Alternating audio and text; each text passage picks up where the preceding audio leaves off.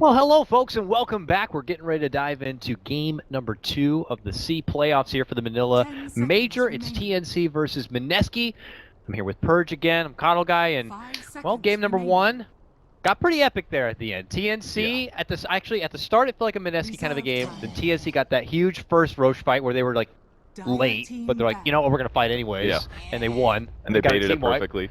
And they're like, you know what? And then we'll continue to take the game from here. Mineski tried their best with tactical split pushing and pressure elsewhere to divert attention, but man, that last hurrah for TNC. They went in for the win and they got it. We got like everything we wanted to see. Both teams had 5-man wipes, gold advantages for both teams, split push against the team that's winning, and then we saw a little bit of a base race. Like, it was a very high-level game, really fun to watch. So game 2 should be pretty boring. Let's hop into it right now. Here's the draft, and we'll see if that is going to be the case or not. I anticipate not here, but TNC, man, they've only still dropped just that one game, so a very impressive performance for a team that was coming out of even the open qualifiers at that. So here we go. Early bans. It looks like Mineski are going to be the team with the first pick. They rid the Lich, as you said, something that all these teams rid of at the start. They get rid of the Beastmaster, Alchemist, and Doom going to be taken out from TNC. But Mineski, with their first pick Purge, they grab up the Enchantress, and TNC's response, we're going to be seeing another Slardar Witch Doctor. Yeah. What was their opening last game?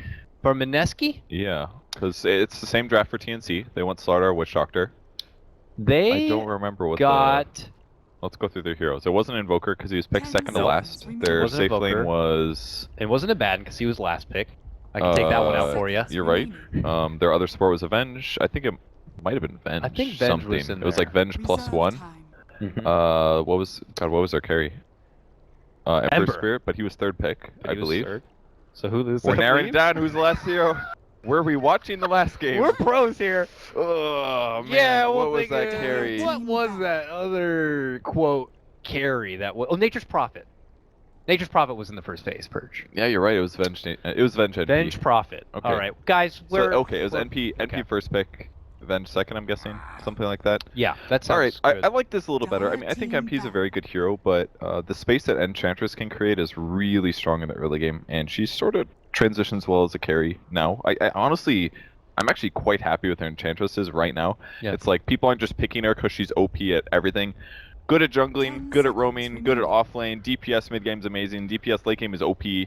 Like now you're like, there's one thing I want to do with Enchantress. I want to be good early game. Like that's what it does. It's good at pressuring jungles, lots of things. It makes me less angry when she gets picked now, basically. So are you saying that, I'm just going to act like I don't know anything really about how the meta shifted a bit. Is it because now Enchantress's late game's fallen off a bit due to 6.87 at all? That impetus damage, dude, it's not the same as it used to be. Like, even with the benefit of something like a crazy-ass Hurricane Pike, it's just not cool. That's what all the cool kids are odd-shotting and YouTubing these days, is Hurricane Pike Enchantress plays. It would have been obscene in the previous patch what Hurricane Pike does now, but they just capped out her damage. You know, she got a 1% nerf on damage at all levels, so by the time you're level 3, you're only doing 22% damage from range instead of 25, and they capped the max range, I believe. They capped that damage lower. It was something like, I don't know, 400 instead of like 600 pure. That's like so much damage. 600 pure damage is like an 800 damage nuke, basically. So if you're just tossing those away at long range, you could like 3-shot a support. Now it's like 4 or 5 or something. That just is a huge difference in terms of balance. So she needed that. Vengeful Spirit still going on Mineski this game. They've also got a puck. And TNC continues with their straightforward draft. Jugs, Witch, Dr. Slardar. Everything they need to do. Got a good thing going. Why not change it? Has that always been their motto? That's something I expect from teams like Secret. Secret was like, we got a good thing here. We're not switching unless you ban it out. I don't completely agree with that because I feel like Secret's the one team that's like, let's do weird but dumb, like good stuff, but really weird drafts. Well, I'll say Secret maybe a la Frankfurt Major. We're like that for sure. Latest Secret. I haven't watched too much. They've only played like once, right? Yeah, it was just ESL Manila. Yeah, they're probably gonna be more frisky and fun. I think if you wanted to look at a team that is very one-dimensional, you would say no diggity. But you haven't caught any EU because nearly clear. Obviously, you're doing the other side of the world. Yeah, I mean. But they're like Enigma first phase every game. Every game. I don't know if teams don't ban, but I've seen TNC do some cool stuff with their draft. They're very clearly they know how the heroes work. They know how to adjust around them, and their opening is just how do you deal with this? Juggernaut, good at lanes. Tons of physical damage, can score with teamfight ultimates, you can adjust his item build. Slardar, great stuns, you can play him carry, you can play him off lane, could hypothetically play mid. All 3 of these heroes they drafted here all do physical damage, so they're all benefited from amp damage. Witch Doctor adjusts to so many heroes, including Beastmaster, Nature's Prophet, etc. So it makes it hard for their opponents to play against a little bit. Like, they're very effective at what they do. And Witch Doctor is pretty good against Enchant as well, because your cast stuns creeps for 5 seconds instead of the 1 on a hero. So I like their opening here. I have a lot of faith that they're going to be able to execute it. I guess Puck does kind of deal with it well, though. The ulti against Slardar is quite good. Silence is great against Jug as well. So with that said, I do like the Puck pick. I think this is a good potential solution for Mineski here. Very elusive, could avoid the trouble, certainly. I'm going to pull out a random hero that I don't see is picked anymore, but I know you've been watching a lot of C, and I have to pose the question, why no Earth Spirit at all? Totally ignored. Like, both games, I believe, and they just... I mean, I assume you've played him a little bit since this Boulder Smash changed. It's not that great. I think it's the same speed as a Rolling Boulder without a Remnant, right? It feels like about there, and that skill is real slow. Like, I keep seeing it happening. Like, you would see Earth Spirit played last patch. Like, nobody ever misses Boulder Smash. They would always hit the snipes. Now, they're just not used to it yet, and I think that's part of it. It just, like, floats. Yeah, they go for these, like, long-range Boulder Smashes, they're way off. It looks like some 3K player throwing an arrow, you know? Yeah, just step aside, like, is that Boulder coming? I think it's coming. Let me just move a bit. Stand still for a little bit, please? Like, it's bad, and he just moves slower in general, too. Oh, yeah, that's right, he did get a move speed. It's, like, down to, like, 290 or 295 or something. 295, It's really bad. I mean, yeah, you got Rolling Boulder to help with move speed, but you're never going to max Rolling Boulder early, so you always have a long cooldown, so you have to save him for your gank. So when you're trying to move from mid lane to top lane, and maybe you're not getting that first successful roll in the mid lane, you're like, well, I got to change course and go to the bottom lane. It's going to take that much longer, and it's just so annoying. And we know this hero falls up on the XP so fast, he can't farm worth a shit. It's just, it's a shame. Maybe teams are like, you know what, maybe that was enough. I felt like that was a hard nerf. Maybe people are getting on board with that too. It was pretty big for sure, but I think it's putting him finally in a place where, I mean, I didn't think Earth Spirit was OP like 2 patches ago, and I agree with the nerfs. Like, at this point, I'm like, yeah, do you really need 4 different ways to initiate? Now it's very reliant on hitting your boulder. If you hit your Rolling Boulder, you're fine. The Boulder Smash doesn't matter how slow it is, because it's a melee stun, basically, in a lot of ways. And I think that was maybe kind of how it needed to be. You can still, like, rapidly silence from range, but the rapid stun from range, while difficult before, it was still pretty straightforward with a good player.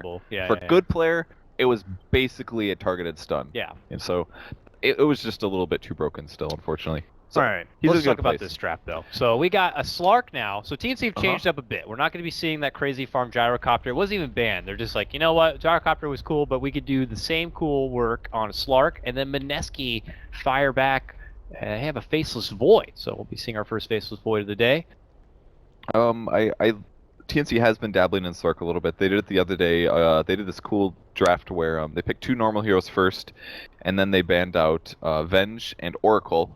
No bat in the game, no bat ban. Their opponents picked bat, like in the 4th pick, and they went Slarkobatin. So then they had, and they also had their opponents had a jungling Beastmaster as well. So they already had a Beastmaster, so they're like, oh, we need Dispels to counter stun. So they were like, please pick Batrider. Oh, that's nice. And they picked Batrider, and then they had these 2 heroes that were just like amazing at stopping the ganks. And then all of a sudden you're like, wait, jungling Beastmaster isn't good if you don't get kills. Like, you're like, okay, you're 6, that's great, man, but all of a sudden Dark Pact off one of those roars and his gank is wasted and Beastmaster goes back to jungle. It was really cool. So I like it this game because there are a decent amount of disables. Yeah. Mainly the Puck Venge. And Puck is still good against Slark in a lot of cases, but I think Slark is a decent solution against these. They still have 3 melees, which seems weird, but they're making it work with their skill. Now that's a weird pick. That's an interesting pick. Have we been seeing any Luna? Almost none. I think I saw him once in an open qualifier game, maybe that I took a gander at, but that was maybe 2 days ago. Her buffs in the last patch were a agility game buff, so she's slightly better as a carry. But I don't think this is the best Luna game I've ever seen. I don't really like her versus Juggernaut, since Omni-Slash clearly kills fairly tanky agility cores. Slardar kind of the same thing. Both of them kind of deal with Luna well, but if those heroes aren't spinning, then Eclipse is amazing. So maybe it'll work, but I don't really like Luna that much against Slark either. But they can push. They got that going for them. Luna, Venge, right there you're talking like 50 damage. It's like a Draw Aura basically if you're 5-manning. So if they can get like 6 on this Luna and take a lot of towers, then it'll be good for them. And it's good too because they're on Radiant. Radiant usually wants to take more towers than Dire does. So they've got the heroes for it. Great team fight as well. Puck, Void, Luna. Venge to save the Luna in a lot of cases. They could always like swap mid Omni-Slash, so maybe it'll work out. Kind of cool.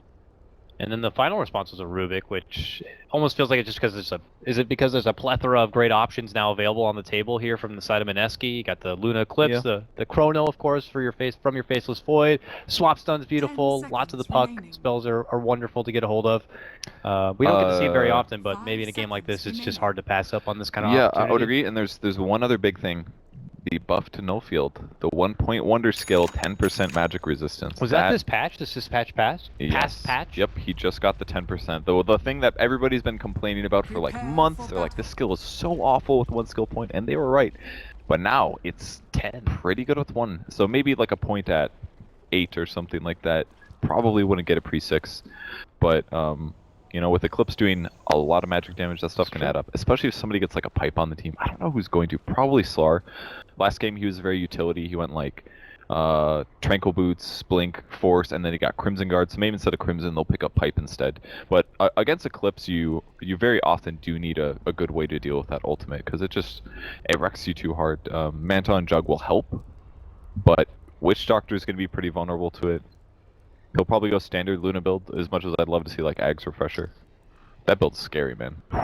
Is TNC changing up the roles too? I mean, I'm seeing Raven now on the Jug, Teehee on the Slark. They're pretty good at rotating. I've seen them do a lot of weird things. But SamH was offlane last game, but so maybe it's mostly rotations between their 2 mid heroes, but I have a lot of faith in these guys. You can see it when they play. They have extremely high individual skill in all their players. I checked some of their profiles. They're all like low 7Ks, like 7 to 7.3Ks of all the profiles I could see. Wow. And these are all C players as well, so that's pretty difficult to go that high in C generally. Well, as it is now, they do a early, very aggressive 5-man smoke. The smoke pops, but cast in a nice position. They've got boots. They can maybe do this. Oh, they're going for it. AU gets in close enough for the telekinesis, and Raging Potato is like, I want to help, but I can't. There's 5 of them. There's 1 of you. He's dead. So it's going to be a quick and easy first blood here for TNC. They have to have a deep dive to commit for it. First blood is going to be going to Raven. That's actually kind of hilarious that they got that kill, because this tower was moved to the right for the benefit of the Radiant, and it didn't pay off there, because they would have been tower diving if the if the tower was in its normal position there. So that was unfortunate for him. Oh, they might actually catch the Enchantress. They're pinging it. Oh, okay. She has to TP. That's alright. 50 gold. And she stole a bounty rune. That's right, so cheap now. Net 30, space created. No problem. And I guess they're TPing top. This actually wasn't bad at all for TNC. They pretty much get to the lanes on time, they get the first blood. They're going to be happy with this overall movement. And they block the small camp too. So Slark mid lane against Puck Purge. Not a matchup I see every day. Yeah, why is Witch Doctor suiciding? Probably to TP to the top lane, I'm guessing. Sacrifice. I'm a little confused about this. I don't think he's going to win this one. Get him! Well, he tried. He's down. And Rosh is already full HP. It wasn't worth it. Not at all. Yeah, I think he's going top, because they want to try to zone the Void. They don't want to put him in a 1v1 versus Slar. It'd be alright for Slar, but... Okay, he's actually going to the bot lane. I literally have no idea why. Why did he do that? He was missing half of his mana He's like, that's paralyzing cask. Last game he was free to get up the cast just for a Treon Protector at the start of the game. This time he's like, no, absolutely not. I'll kill myself. I want my mana back. They go for, hey, you know what? He comes right back in for a possible kill, though. You know what? Was that a mind game? I don't want to say, like, maybe he was bottom. Now, hold on there. They are going to be able to get the kill. And look at this. Raven now under some pressure. Enchantress shows up, but it looks like they'll make a safe getaway. Maybe I could be overthinking this purge, but what if they saw Witch Doctor bottom lane, he kills himself, and they figure he will TP somewhere else? He doesn't. He shows up, and they make a gank happen with him. Who really knows at the end of the day? But no response will be had here from Mineski. They commit their own 3 towards this bottom lane in hopes of maybe getting a bit of a response, but they're not going to grab it. In fact, Enchantress continues to even move her way deep into enemy territory to go for a nice little Satyr camp. You might be right, honestly, but that is just, I mean, that's the only thing I could think of. Like, but they had a lane ward, so it's like they saw it coming. I don't think they smoked for that. So I kind of like the idea against high level players where they're actually predicting space and movements on the map. Like, yeah, that sounds like a cool play, but the chances of that just getting spotted by a ward just seems so weird. He suicided himself and lost about 100 gold, 1 for the TP and the 50 in his pool. for like 150 mana. I don't know, I'll have to rewatch it again, the replay maybe, because maybe there's another clue, but confusing move. But I trust the players to only do smart things, because this team is very good. And they're quite far in the C qualifier, so they got to be doing something right here. But the bottom lane is the one we're going to be trying to keep our eyes on the most, as it still continues to be this kind of 3-on-3 here. But I do want to just check out what's happening elsewhere in the world. The Puck versus Slark mid lane matchup is actually nearly a break even as far as CS. 13-13 can be a bit of a surprise on that one. Yeah. Top lane though, Void and Slaughter, our two offlaners, end up in a bit of a win-win for themselves. The Void though, especially 18-2 CS, the top in the game right now, while Slaughter at a 13-1. So both of them will quickly get to their level 6, and they'll get some nice farm to begin things out. We'll be seeing these crushes and these chronospheres come out sooner than later. Should be a lane win for Faceless Void, usually in a 1v1. He's actually not maxing out Time Walk. Usually more Void players will do that now, since the buff to the damage scaling on that skill. But yeah, he's just playing it safe. Lower Time Walk by 6, which is ultimately going to make him a better support or better offlane in the mid game. More damage with that mighty bash right there too. Yeah, I guess it's like almost impossible to kill Slar anyways. Like, he's got a stun and he can guaranteed run faster than you, so chasing him down's very difficult. Probably just playing it safe. So we're not going to be expecting too much crazy action between that lane and even this middle lane. Maybe once the level 6s start coming on here, as Puck is about to reach his level 5, Slark is right there with her. So very neck and neck on that front. But at bottom here, AU strides forward in hopes of getting a grab on Cask, but that's not going to be the case. And, well, Potato hang on the outskirts here. Regens a bit with the help of that Satyr, and they get back in the grind, but this seems to be a lane win for TNC at the moment. But now they make their move for Cuckoo. Oh, they Magic Missile. Oh, and they messed the ward is going to be fine. He steps off, he heals up, he's good. And because of that misplay, it looks like they're not going to be able to get the kill. That was so big for Enchant. I think he got messed with by Rubik at the same time or something. Like it, yeah. And he pulled his Satyr away as the gank was starting. I guarantee you that with Shockwave, they would have killed him. All too convenient right there. This Witch Doctor is doing some ridiculous stuff this game, but it's continuing to work out nicely for him.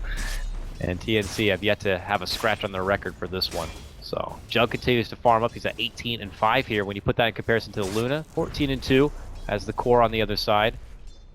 Not too shabby. And that kill loss was quite big, because Luna's had a really tough time in this lane. They finally got regain of their small camp here. And that's going to give Luna some free levels and some supports as well, some needed farm, but a kill would have gone a long way there towards giving them more advantage. So tough off lane here. It's not uncommon for TNC to do aggressive dual lanes or aggressive tri lanes, and I like that they do them. They do them in very smart ways. It's not like the what you typically expect in a lot of C teams, where they just kind of like do crazy aggressive things, similar to like the Peruvian playstyle. They're like, we're just gonna run at him, do crazy stuff, and outplay him, because they practice that a lot. Yeah. But these are just like very smart, aggressive lanes where they have the lane advantage, and it limits their farm, and they usually transition it well in mid game due to good movement. And they're not going to risk being caught out, because it doesn't seem like they have some side vision here with this deeper obs ward on the side of TNC, but if they get too close, they will be forced to pull back, which they did right there. So this is continuing things frustrating for Mineski. They are going to drop their own sentry, which will get that camp okay, back. it doesn't block. Sorry. I thought that one was block worthy. The only well. sentry they did, yeah. Doesn't look like it. Oh, I can see the spawn boxes too. Okay, it's a spectator, but he gets it right out of the corner. Yeah, very close. Oh, they tried to lift the Luna here. Really good movement speed on her. Maybe kill him. No. Nah, just eats a little bit of nuking damage, and they continue to play footsie. But really no movement here, except for Teehee. Teehee is making an adventure, possibly.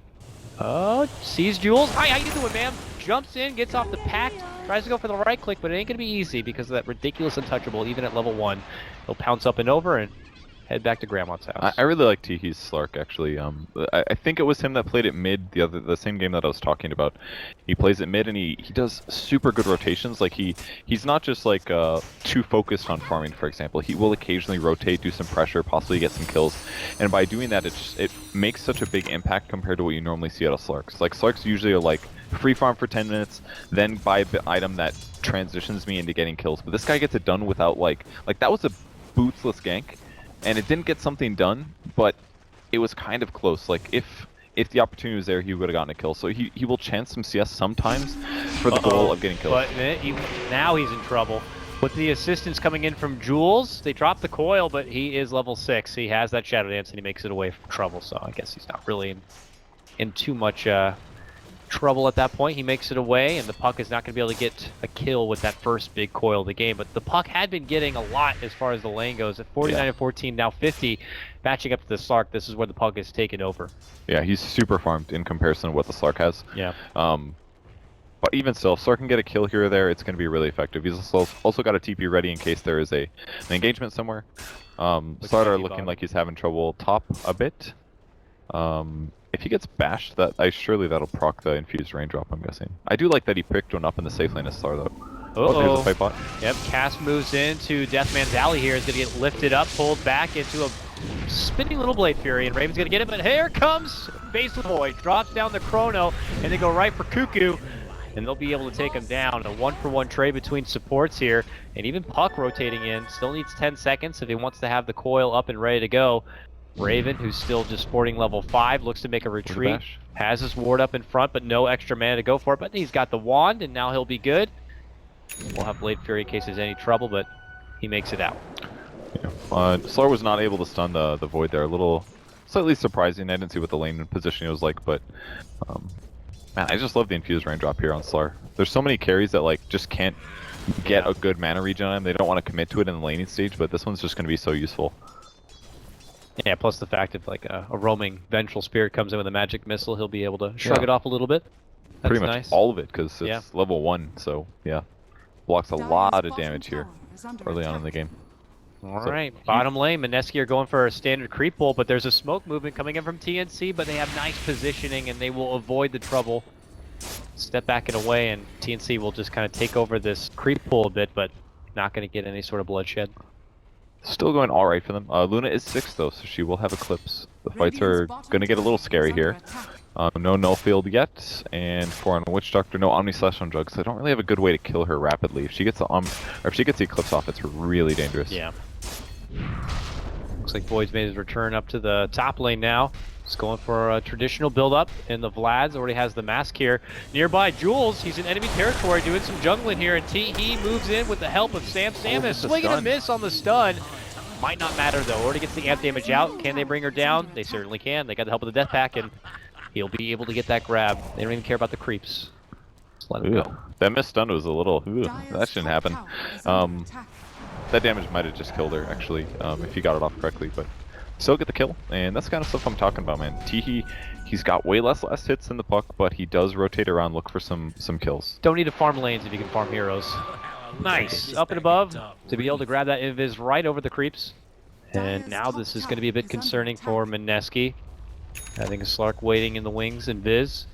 Scout through, but he wants to head all the way down south, I imagine. They want to get this Luna. And he can get here pretty fast. We'll see if they anticipate it correctly. They obviously did see him grab it since they had neutrals in the area, but if he gets a good pounce off, it could easily lead into a kill here. They've got Omni Slash as well. Here he comes. Straight there. Do they wager that he got there fast enough, gets one nice efficient right click off, then goes for the pounce? The TPs are coming, but it might be too late to save Luna. It will be. Can they get a response? Coil on 3.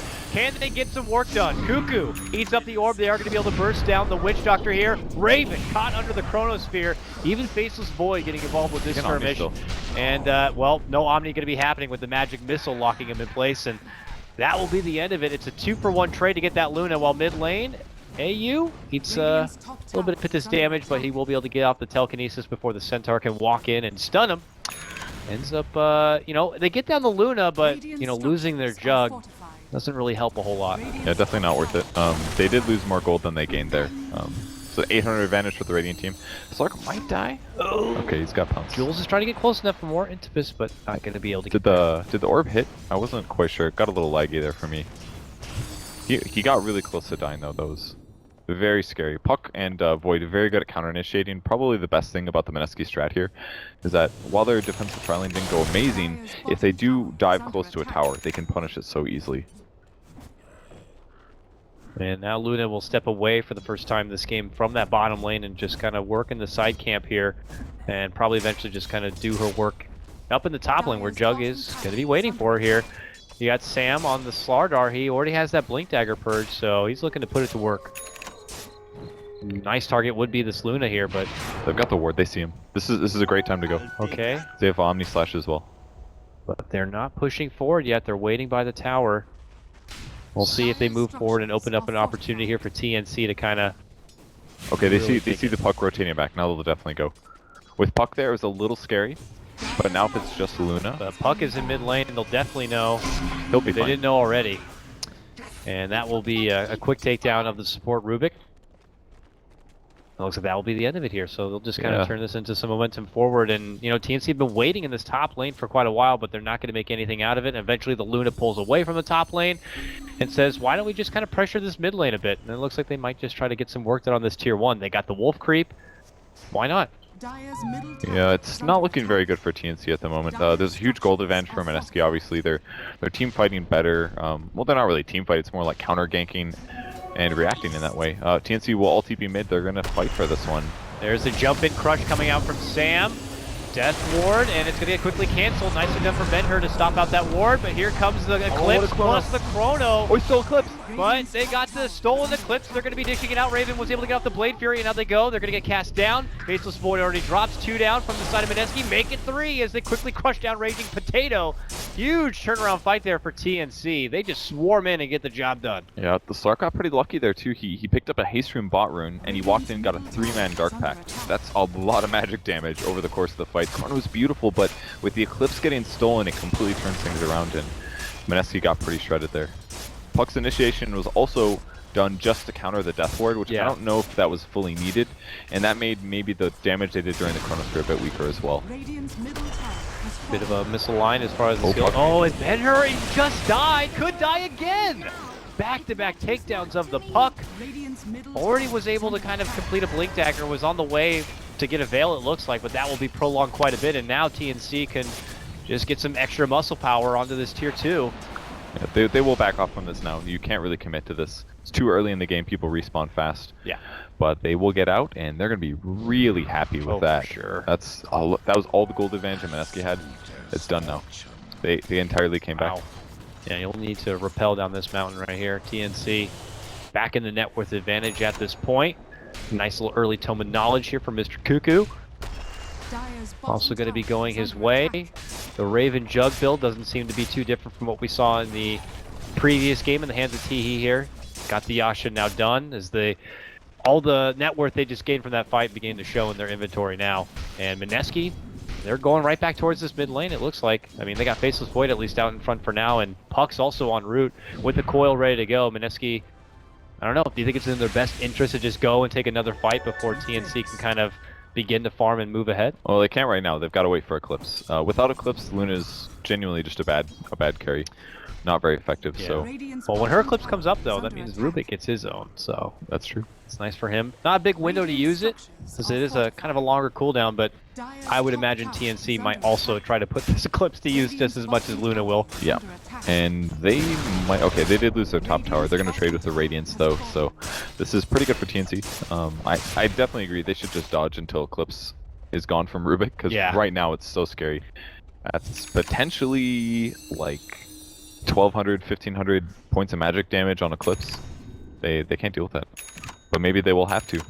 Yeah, I mean, they're moving in towards this tier 2, pressuring. Rotations are coming in from all over on the side of TNC. 1 TP in. Rubik comes in from the south. In fact, he might be the first one to go into a skirmish. He goes right for his own Luna. Could be enough, but the quick time walk is going to avoid the extra bit of damage. A commitment in from Teehee. Goes right to Shadow Dan. Sam's in trouble. Sam going to be locked down. They get a nice Chronosphere there. Does trap in Raging Potato, but they might be able to at least clean up and do some extra work. 2 go down from TNC. They will lose Raging Potato. Jug and Teehee trying to man up here, but a nice jump in comes out from the puck. They burst him down, and quickly TNC will lose all 5. It's a pretty good start for TNC there. I thought that they were going to come through, but the Chronosphere and the Eclipse from the Luna just kind of sealed the deal. If we look at the fight recap, the damage done was pretty massive across the board. Even the Enchantress coming up really heavy with 1,300 damage. And Slaughter did almost nothing in that fight. Apparently he didn't even get a stun off. So tough fight for Slar, and that's gonna be how that goes. The Omni Slash as well was a bit mediocre. It went down with the Rubik's Wave of Terror, but as soon as it ended, he was caught in the Chronosphere. So that really limited his ability to do damage in that fight. So great fight from Mineski there. It's gonna give him map control. If they can take more towers, TNC's advantage from being on the dire side is gonna be negated. And what was once a decent advantage taken right back here from Mineski, but to crawl back a bit, TNC do have that Roche advantage being on Dire's side, plus having the Slardar with the amp damage makes it a bit easier. They go in and they'll try to go for the clutch play and at least get the Aegis on their side, feeling more comfortable with any sort of upcoming team fight. And we'll see if Mineski float that way, but does not look like they're suspect. That's the one advantage TNC has, that Mineski is all team fight heroes. So they know that if they lose a fight like that, they can just run into Roche and their opponents won't be able to deal with them. Because Blink stun Slardar with a Slark who has ultimate up, like, it's just kind of scary. Same with Witch Doctor ulti and Rubik as well. They're always going to be ready to fight there. Yeah. I wonder if Rubik should have had a null field though. I kind of think he should, especially with an infused raindrop. I think there's a lot of value with those two as synergy. He could really limit the magic damage done to himself and others. We'll keep it for now. Laggy too? Yeah, Okay. I'm up and we're back and we're stopped and we're back and we're good. I think we're good for All right. sure. This is the blow on the cable apparently. We're good. But yeah, you're absolutely right. The nice thing for TNC is being able to play around these longer cooldowns. Mid lane though, the cooldowns are back. They go right for Teehee with the Void. And that is an Aegis already going to be taken down. Oh, Jump hit, nice two-man crush. They look, they step back, they reset. Teehee likes to step in with a second life, but he quickly pounces out from trouble. Rubik now moves in, steps in with his own time dilation. That is frustrating for both Puck and the Faceless Void. They have to head north to avoid the trouble, but here comes the Eclipse now as a fire back. Can TNC take this back their way? They're looking to do so. Raven with a double, tries to go for the triple, but the pesky little Puck tries to sidestep, not going to be able to make it away. Void heads up north, but they catch Jules instead. Just after TNC get 5-man wiped, Raven quickly gets a triple kill in the next fight, and now they move on in. The AU Rubik is playing so well. Like, he tried to steal Chronosphere, but he got time dilation. But he used it. I actually thought that was better. Yeah. Once he used it, like, that skill is really strong, especially because Mineski was a little... they had already thrown a lot of nukes on the Slark, and that was his Aegis. So if they burn it on his Aegis and he time dilates afterwards, Puck can't phase shift basically. No. He's probably still on cooldown for Orb and Waning Rift. So basically for like however he's got how many points? 3 points in this. Basically like 10 plus the cooldown that they were missing. They just can't cast spells for the rest of the fight. And a lot of these guys do need the lower cooldowns. Even Magic Missile, Orbs, even like a Lucent Beam on Luna can make a big difference at a 6-second cooldown. So that was a huge steal from the Rubik that made things pretty straightforward. He caught both the Puck, who is one of the heaviest spellcasting heroes in the game, who will suffer the most from a time dilation, and even caught his own Faceless Void. And we know the low cooldown of that time walk out, and he was not able to do so. So they both had to just kind of walk away in shame from the fight, and that really opened things up for TNC to kind of rid who was available. And with that, back we go, Purge, back to even as far as the net worth goes. These teams love to swing.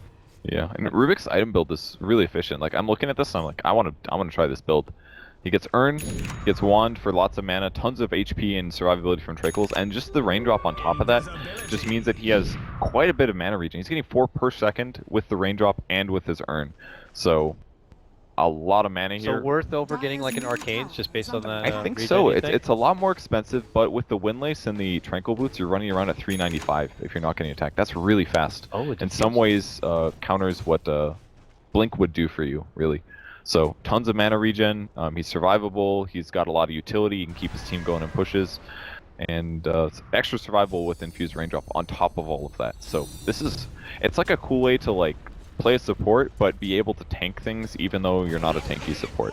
And that's what this build looks like. I'm sure you can go these items, these like 5 items, on a lot of support heroes and make this build work. So, I'm going to try to test this out a bit, see if there's other heroes it works on. Definitely a coddle build there. I don't know, maybe not with Chakra Magic. Probably not as necessary to go with the hefty mana, but... Probably not, but... Still fun nonetheless here. And speaking of fun little build-ups, I don't know, maybe it's the new norm, but a Diffusal Blade on Slark here. I'm not seeing a lot of Ghost Scepter. Oh, I have the one Ghost Scepter on Cask, I guess, which is nice to be able to you can purge off Time Dilation Time as well. Dilation, yeah, you're right. That one's pretty big. Especially on Slark, because you're casting Dark Pact a lot. If you're Time Dilated, then... boom, you can't remove stuns from yourself. That's a huge deal. So I kind of like it. Not to mention the slow gives him a lot of agility, which is going to be great against Enchantress since the counter is untouchable. If he finds Luna ever, he can just solo kill her. Because as soon as she ults, you press your ulti. Easy. So I kind of like it. If he ever finds Luna, the only way she gets out is TPing. And now we'll see a bit of a passing here. I did notice as well, Faceless Void. went with the Midas buildup. After getting the Vlads, Yasha, ulti orb, looks like a Manta's coming his way. And they're potentially going to be making their move towards this mid lane. It will be denied, though, that Cuckoo will rid of the reliable gold there from Mineski. But kind of similar to how we saw in game number 1, Mineski are able to continue to pressure these side objectives here a bit. Raging Potato pretty deep in this top lane even. Getting close to flirting with that high ground, just trying to finish out the start of what looks like, or at least finishing out the Sage and Yasha. I thought first I could have been going straight for a BKB, but yeah. maybe it's not too necessary this game, really. A lot of physical DPS and just damage on the other side. I think it'll be alright. Yeah, there's a lot of magic damage, honestly. And he can also potentially remove amp damage from it with it, for example. So I think it's potentially good. Plus, Cask is just kind of scary this game. Mineski doesn't have that many heroes. They don't have a lot of summons, for example. So I feel like Cask could potentially do a massive amount. BKB, you just need BKB on Luna. The nukes are too much, because if you don't have BKB, then you just die to nuke damage, even if you're not worried about stuns. It's tough. Unless it happens to be something else, who knows? We'll see. Dragonlance? SNY? Dragonlance, yeah. It's probably not an SNY game because of Pounce. You're going to be limited either way. Now, what about on her, if for whatever reason, now I'm just pulling out something out of my ass at this point, but a Hurricane Pike, will the bounce work at that point with Luna, you think? It should originate, it would bounce off the person it hits. So person it hits, okay, that's basically no reason to do it. I'm going to Eclipse and then shoot you away. They both smoke out here. Oh, one Observer Ward placed down for TNC to protect. They're obviously going to know that they're all smoked here because the Slark was pushing tower. They'll move in, it pops now. Raven's on the high ground, there's a jump in from Oh, big gun. 3-man crush comes out from Sam the man. But the response is going to be the Eclipse, but it's stolen right up from TNC. Now here comes a nice Chronosphere. Can they get enough out of it? Jump in the coil as the follow-up catches out 3. Now they Slark leaps back it away, trying to step out the puck. Looks like might be able to make it away. The orb over, and he will blink, and he will not make it out. 4 go down from the side of Mineski here. Ooh. Beautiful crush setup, though. Yeah, God, that was such a beautiful stun. Great place for a ward, too. A little bit away from the cliff, so it's not like they're going to spot it on the way in, but what a that's such a cool way to do that. Push out the safe lane, the safe lane with their puck, and then they sit smoked in the angles that their opponents are likely to come from with a great ward, seeing them coming, and the Jug in position in the front to break the smoke so they see them as well. So with all of those smart things they did, sets up a beautiful crush. The Rubik does a great job stealing Eclipse. That was his entire job there. He did end up dying. Luckily for Mineski, that could have gone worse. They actually killed him mid-Eclipse. But great Eclipse steal. He gets a Blink Dagger out of this, and he still has his Infused Raindrop. Like, what a value item at this point. Like, how much mana do you get from this if you're alive for 10 minutes? Like, a ridiculous 600 times 0.85 or something for a 225 gold item. This is the value area where you're getting ridiculous value, especially because he didn't have to get Arcane Boots, and he still has huge mobility and survivability. Really cool build from this guy. Throw a CM in on your team, and then you're really never going to see your blue bar go down. Yep. And, well, with that, TNC taking the reins of this game once again. Both these teams continue to square up nicely against each other, but this time TNC held a better position for the fight and had a wonderful setup. So we could be looking at Roche in the near future. It looks like our secondary timer is going to be a bit more forgiving for Mineski at this point, and we'll have to see TNC just kind of hold things out and go back into the grind of farm. After picking up a Diffusal, looks like Slark is grabbing his first ulti orb. I imagine possibly a Scotty in his near future here. Yeah, he needed HP real bad. If you look at his survivability right now with the ultimate orb, it's still looking squishy. You could definitely chain burst him with Puck and Chronosphere, for example. But that's what Mineski needs to do. They have to start the fight with the Chrono. Almost every fight has been TNC going in first, with the exception of the one where it was Aegis on Slark, which isn't that amazing of an initiation.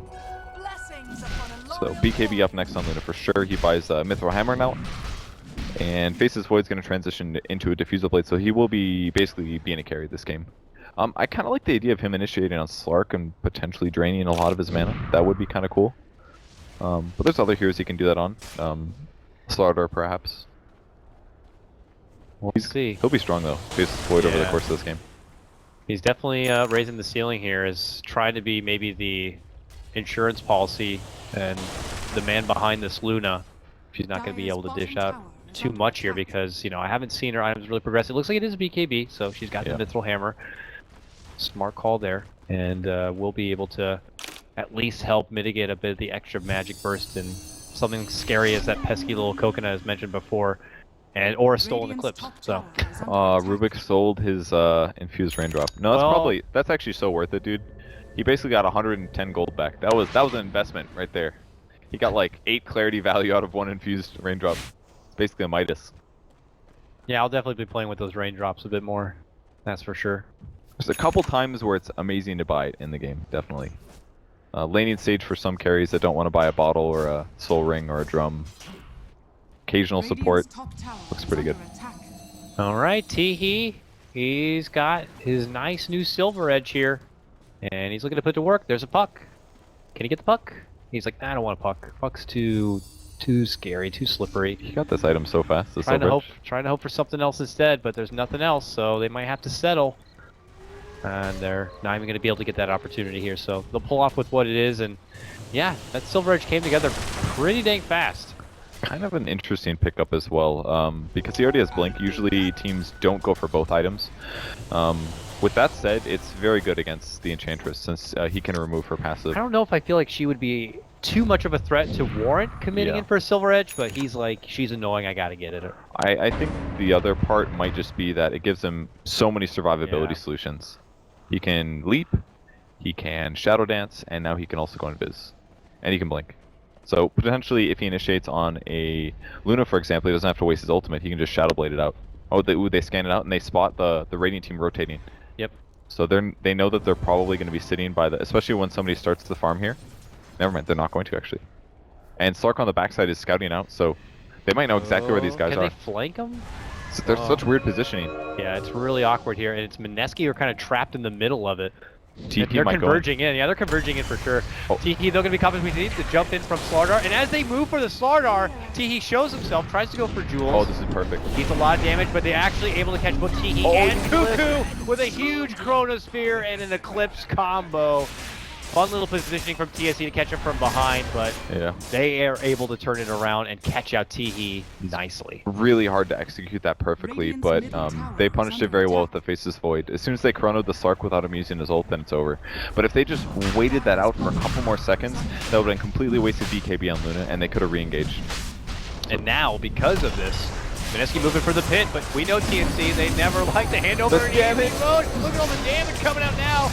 As Raven moves in, slashes them apart, he will potentially lose his own life. Swap back into the fight. He already got the urn. Blink, he is gone. He is gone and good. They swiftly move in.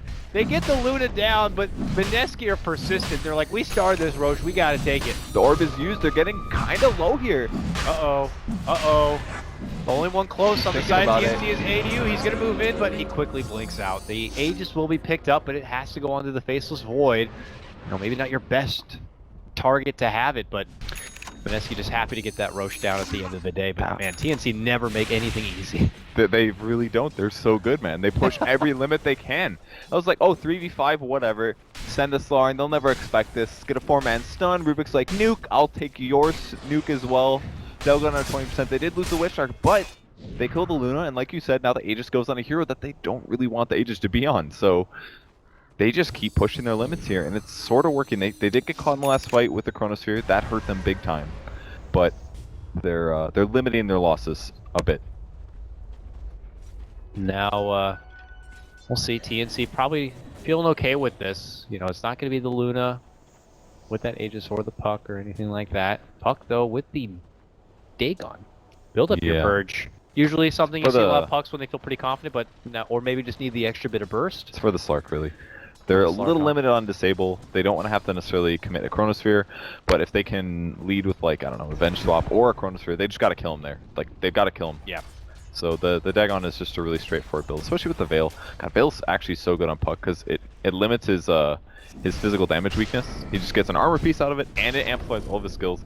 And then he can build Dagon afterwards, which most Pucks build anyways, so all of a sudden he's going to get a Dagon 5, he's just going to blow up supports. Yeah, that's crazy. He actually already has the level 3 recipe good to go. And what can TNC do? They don't have the luxury of a Vengeful Spirit on their team to swap out this Slark, just unless they steal it, I guess. But not really a lot of good options to save this Slark here. So it's a lot of pressure on him to not risk getting caught out by that Chrono and potentially be taken out of the fight before it even begins. But here we'll see Mineski get right back into the grind at this point, and Luna was able to finally get that BKB, which is good for her. So 9 seconds. Good So for her. They used it in the last fight, actually. Really proud. But she's still falling a bit. You know, she's like 4th in the net worth. She's still behind even her own Faceless Void. She's got a journey ahead of her here. And normally I'd say this is pretty scary because Lunas don't usually come well from behind. If they get behind, they kind of just keep dying. Kind of similar to how most people play Drought, but at least the one benefit is that she is very good at team fighting, and she has a very good passive farm ability due to Glaze. I don't know how that thing works. You throw it and it always just keeps going, man. Yeah. And somehow still, like, surely you'd lose a lot of kinetic energy bouncing off the first thing. Nope, not Nice Frog's world. Magic, I guess. Yeah. There's some Gravity magic in this doesn't game. exist. Magic is even in the butterflies on the map for sure, but... Yep. So maybe she can come back. I don't know. Maybe she can get a good team fight with an Eclipse. She'll need pick a off lot. a couple heroes with good Chronosphere, but the way that TNC is playing, their positioning is always good. They don't group up accidentally and get chronoed like, say, Vegetable Esports does. So they should be they should be able to handle this, I think. But we'll see. They could come back. But if the Luna's this far behind, then you're putting everything in the basket of Faceless Void. Yeah. He's got really good items and he's got a Midas. Yeah. But it's just not the same. Once his Chronosphere's down, there's just better heroes. And he also gets the tower too, so he's like, you know what, Luna, no, you're not even gonna get this to catch up. I'm taking this too. I'm the new carry now. He is. He deserves this, man. But honestly, the long cooldown on his ult is a little scary. Because he can't just buy... I don't think he can justify skipping X. Like, at some point, you're like, okay, my ultimate is on a 100-second cooldown, and yes, I can bash and, like, stop damage and stuff, but I need like a carry ability. Like Jug easily, I think when his other skills are maxed out and Omni Slash is down, he's just a better hero for 1v1 situations. The crit just like massively increases your damage. It's like a free item slot basically to have 4 skill points make a 35% double crit. So at some point Void's gonna have to get agged, and that's where Jug is gonna start outperforming him in terms of items. And also, Void can't get Abyssal Blade. That's another really big thing. So his ability to just control and kill single heroes is going to be limited over what Jug can do. Yeah, best case scenario, it's like, yeah, they'll be able to get the jump and get some quick bursts, let's say, on either the Jug or the Slark, but I don't even know if they'll have enough firepower after that to deal with their other remaining core, because both Raven on this Jug and Teehee are just finding a lot for themselves, and they both look pretty damn scary. I mean, there's the Basher now done for the Slark. He's going to have Abyssal very soon. The Jug has almost got a Scotty, so even if you are able to man up and get him inside a Chrono, you have to hope that you're going to have enough to even finish him off.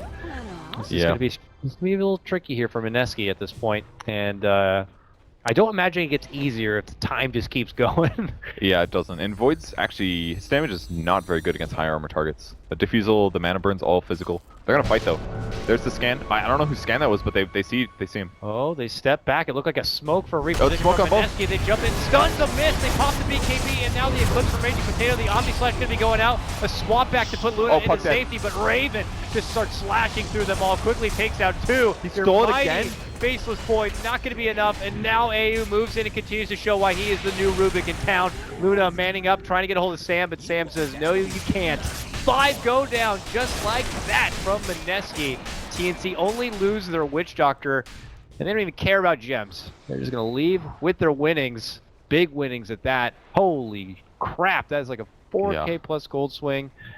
And a gem. Sam, come on, that was so much. I thought it was gonna be a bad fight too, because the Slarter whiffed at the start. Luckily he did have a BKB, so that guaranteed he didn't just die at the start, but another Eclipse for Rubik though. Yeah, really good Omni Slash from Jug, and this is really showing Luna being behind. Her Manta's off cooldown now. I didn't really see her use it at the start. I feel like she ate a lot of that Omni Slash, put her in a bad spot.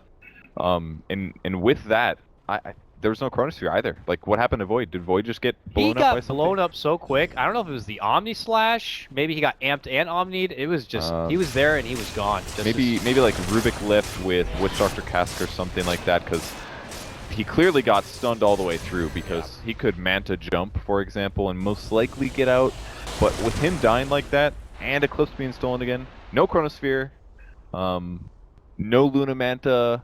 They had a swap, but like it's like, okay, well, I'll just die instead of you, you know? And then your Luna's at like 30% HP and can easily be chased down. The Puck got messed up as well. He got chain stunned right at the start of the fight. So Puck not being annoying, man, the fight was just over. They had a Chronosphere there, and they were just a little bit slower. One of those things I wish I could look back at it because, I mean, you're right, with Slaughter not even getting off on a great foot, it's all on like maybe like the coconut at that point to be able to lock him in place, or the telekinesis from the Rubik. Yeah. These supports are They just really... must have gotten him. I just don't know how. Like, no Chronosphere at all. And they whiffed their initiation, and plus the fact it was nighttime, I'm pretty sure. Maybe it's maybe part it of was it, day. like, maybe he saw an opening for a Chrono, but Luna's like kind of caught right there, and you're like, I don't want to Chrono my own Luna. Yeah, And hopes to get the most out of like an Eclipse that's a good or something. point. Like, does he time walk to his Luna and pop his Manta to eat some of those Omni Slashes? Or, like, if they jump in that fast and all of a sudden there's an Omni Slashing Juggernaut and Slaughter's BKB next to your heroes, like, your Chronosphere's kind of wasted. That's a really good point. Like, what do you do then? You look for the supports, but boom, chain stuns, Slark hits you, you die. Something like that. That's probably what happened. That unfortunately seems to be the case where it's always TNC finding these opportunities to make the jump before Mineski can react and make those quick, lightning fast decisions. It's just... Yeah. Even in the first game, you know, and we saw it this game too, like these ward spots where Mineski are heading up high ground, and yeah, they have their 5 together, but TNC just always in the right position, always got to get the jump on them. And by that point, by the time that Mineski can realize what the hell's going on, TNC have already taken down 2, and they're already moving forward with just getting the rest of the 5-man wipe. Yeah, and they're consistently stealing the best spells too. He stole Eclipse again. Like, he just keeps getting it, and then... It's hard for Luna, though, I would imagine. I mean, you can obviously just try to quickly pop off your nuke afterward, but it's pretty long animation. When people are omni-slashing around and jumping apart and yeah. things are in a tizzy, I imagine it's pretty difficult for... Plus, maybe you just don't see Rubik's very often, I guess. And especially not Rubik versus Luna. It's it's definitely a rare match. I mean, Luna hasn't really been a popular carry for probably 2+ years. I guess she popped up a little bit at TI5. Hal was like, you know what, guys? Oh, that's right. Luna's back. That's right. And RTZ's like, yeah, Luna is back. And then they both lost, so. Yeah, she was popular, I think, around maybe TI4. Going back a few TIs before that, Luna was pretty big for like 5-man push stuff, but she definitely didn't get buffed enough, that's for sure. Yeah, it just feels like there's other people who do her job better. Yeah, that's true. Well, they don't do that Ag's refresher job. Ion cannon build? That shit's almost, it's almost OP. In pubs, it feels OP, but that's because people kind of just get, like, double ultied, and they're like, oh, I'm being beamed right now. Teleport me up. Like, I'm dead. It does a lot of damage. It's pretty damn ridiculous. But it's counterable, that's the problem with that build. And that's why it can't be seen in competitive play too often. Yeah, it's really counterable for sure. And then you can just maybe avoid team fights and split push, stuff like that, perhaps. That might have to be the plan for Mineski. Do you think they already have to fall back on that kind of a plan like they did in game number 1 at this point? It feels like TNC are taking the biggest network advantage of this game so far. They're certainly much richer when you look at this the per hero net worth and the items they hold. Can Mineski still hold up in any sort of fight, even when their cooldowns are up and at the ready here, or is it time for them to start split pressuring and stalling things out a bit? They can win the fight, but like we talked about, they gotta go first.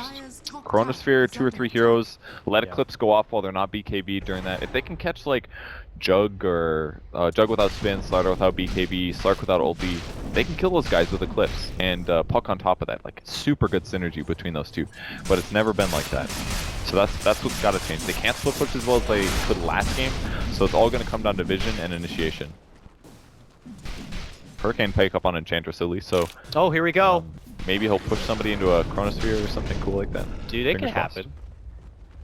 That's actually a very good build, a very good thing that you can do. I haven't done it yet, but I keep thinking about it. I'm like, what is Hurricane Pike good for pushing your opponents? I was like, Chronosphere and Mines? Next level is like you push him up on the cliff, push him into the middle of Serpent Wards. Boom. That's like golf. I guess it's just like... Yeah, there will be. There's definitely going to be stuff like that eventually. It will happen. Especially around Roche, because you just have to coordinate with a blink, then it's possible. Yeah.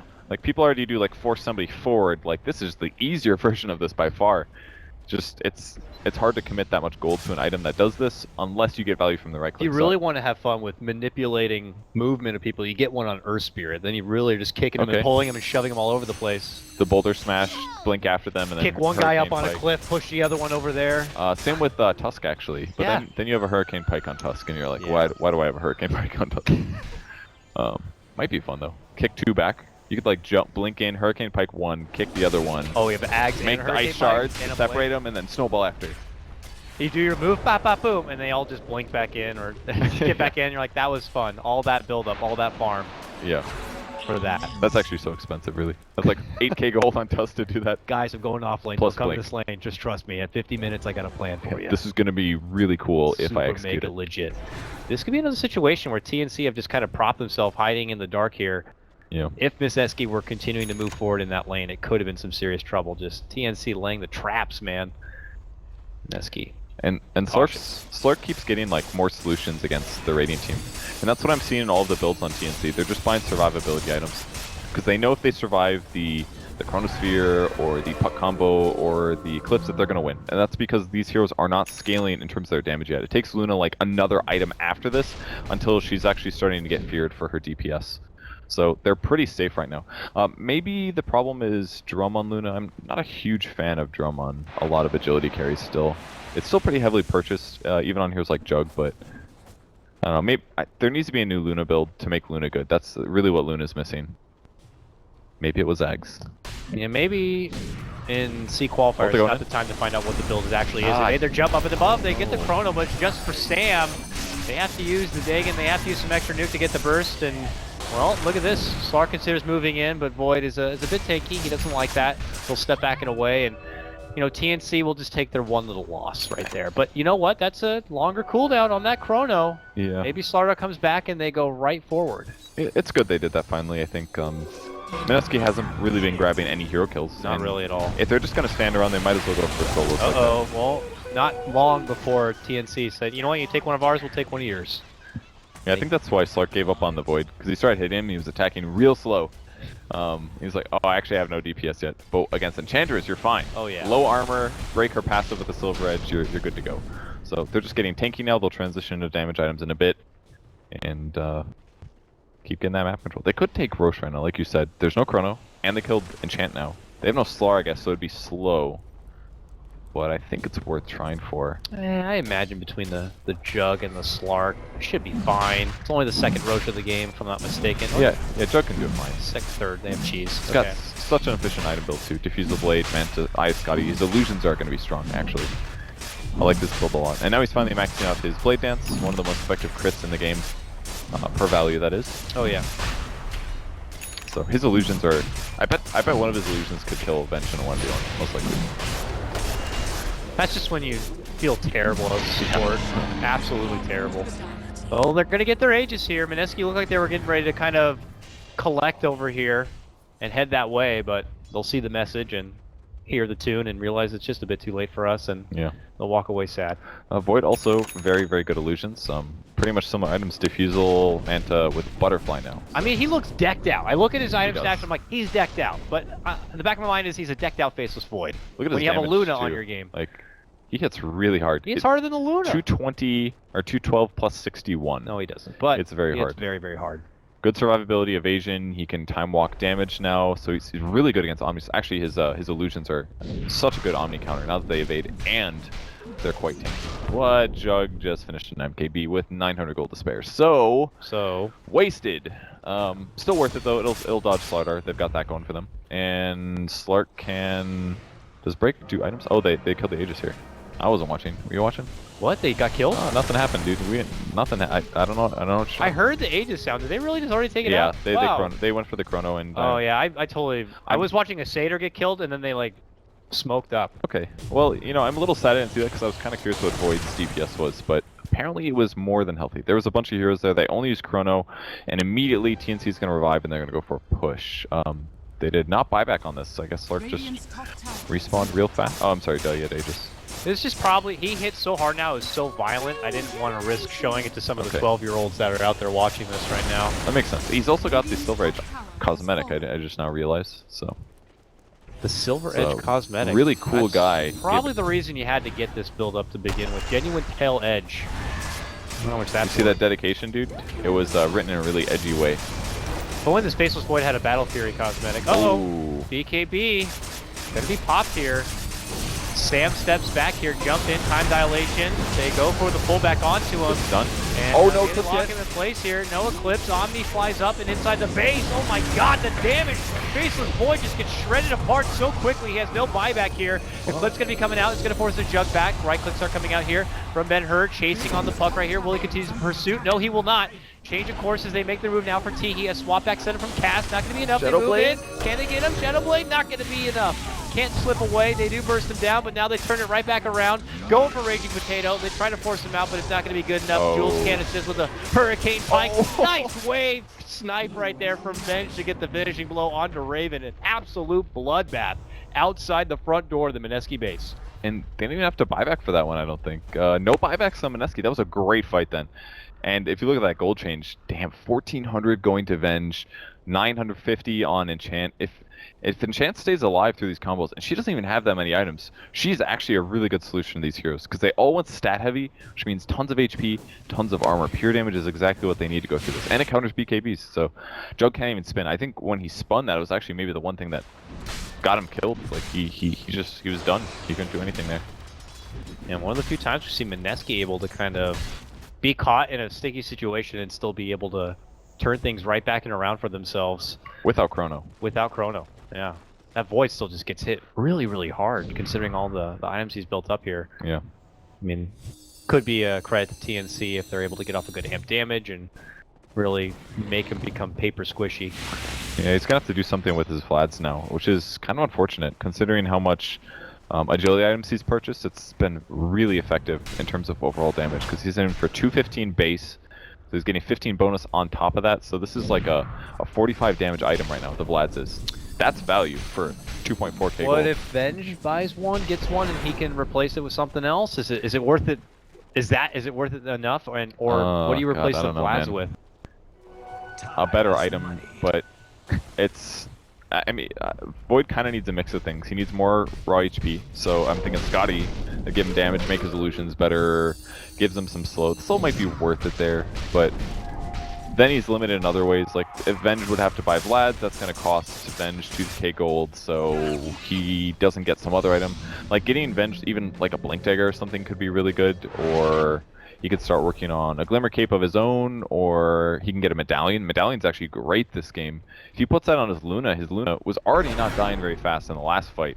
If you get like at least a Medallion, maybe even a Solar Crest for the 10 armor versus 7, then Luna's gonna turn into a carry as well. Like, Mineski's actually stabilizing finally, and TNC may have to start swapping out some of these tanky medium tier items like Diffusal, not that that's tanky, for actual real damage items, because they're not bursting as much as they were before.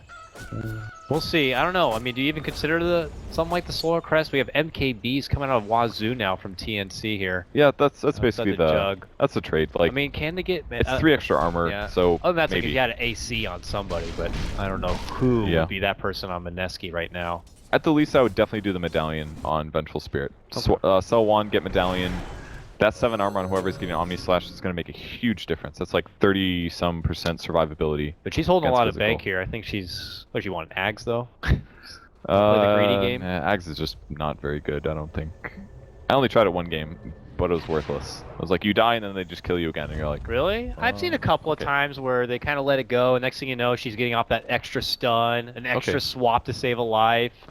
Still has the aura there for the team. The only way that works is maybe if you're not super out of position, which kind of counters what Ags does in the first place, which is lowers your ult cooldown. So it's...